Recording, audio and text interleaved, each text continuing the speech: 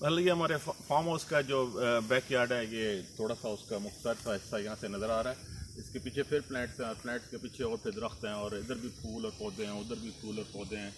और पीछे बारबेक्यू की जगह बनी हुई है, वो बच्चों का ट्रम्पलिन बना हुआ है, और पीछे शेड्स भी बने हुए हैं। और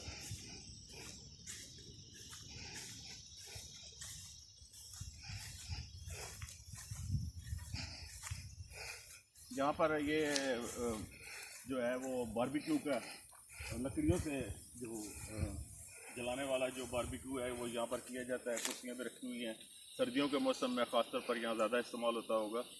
अब आपको ये देखें, इधर से आप दिखाते हैं आपको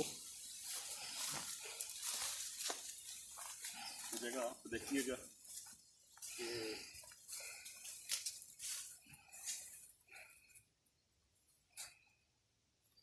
काफ़ी दूर तक ये चली जाती है।